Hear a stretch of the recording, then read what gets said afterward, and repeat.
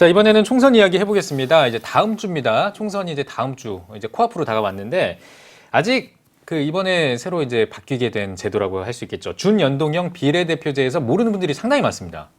네, 총선이 코앞으로 다가왔는데, 예. 이번 선거는 사상 처음으로 준연동형 비례대표제로 치러지는데요. 예. 많은 매체에서 해설 기사를 내보내고 있고, 여전히 유권자들은 낯설기만 합니다. 네. 먼저 연동형 비례대표제에 대한 간단한 설명을 드리자면 우리가 투표를 할 때 후보에게 한 번 투표하고 정당에 한 번 투표를 합니다. 정당의 득표율에 따라 비례대표 의석수를 나누는데요. 예. 이것이 연동형 비례대표제고요. 네. 여기에 준자가 붙는 준연동형 비례대표제는 50%만 인정해 준다는 겁니다. 화면을 보시고 설명을 해드려야 될 것 같은데요. 네. 우리나라의 전체 의석수인 300석과 당의 득표 비율을 곱한 값이 그 당이 얻을 수 있는 최대 의석수가 됩니다. 한 예로 A당의 득표율이 8%이고 지역구 당선자 수가 18석인 경우 준연동형으로 계산하면 총 의석수 300석에 득표율 8%를 곱하면 A당이 얻을 수 있는 최대 비례대표 의석수가 나옵니다. 여기에 지역구 당선자 수인 18석을 빼면 6석이 남는데요. 이 6석에서 50%를 적용한 3석이 준연동형 비례의석입니다. 여기에 병립형 비례대표인 17석에 A당 득표율인 8%를 적용하면 1석인데요.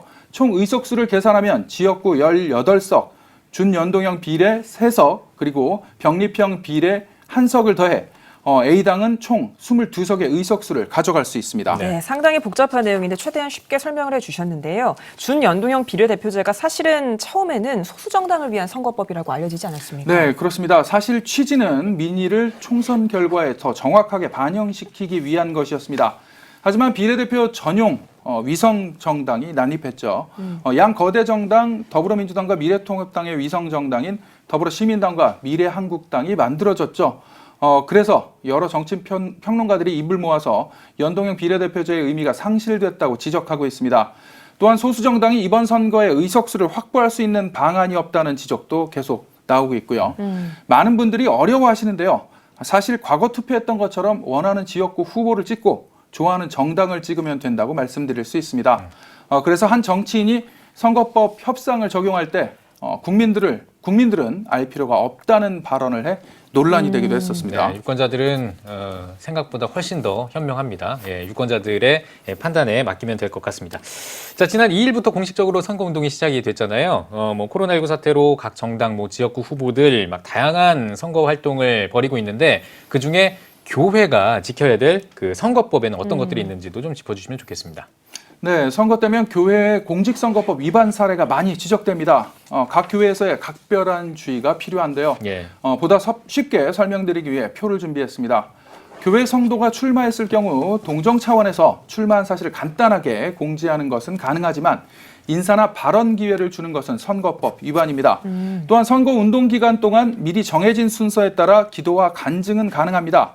하지만 급하게 기도와 간증 상담 등의 활동은 순서에 넣는 것, 이것 또한 불법이고요. 또한 특정 후보와 정당에 대한 지지 혹은 비난 행위, 당선을 기원하는 문구를 기재해 헌금을 내는 것도 불법입니다. 가장 쉽게 범하는 선거법 위반 사례 중 하나는 성도가 아닌 후보가 인사차 지역구에 있는 교회에 방문한 경우인데요. 선거의 후보자라는 사실을 알리거나 지지를 유도하는 겁니다. 이런 부분이 위반이고요. 사실 선거가 얼마 남지 않았습니다. 더욱 선거운동이 치열해지고 있는데요. 교회에서의 선거법 위반 사례가 많이 발생하는 만큼 각별한 주의가 필요해 보입니다. 네, 코로나19 사태로 어수선한 가운데 열리게 된 총선인데요. 국민의 소중한 권리를 잘 행사하시길 바라겠습니다. 오늘 여기까지 듣겠습니다. 고생하셨습니다.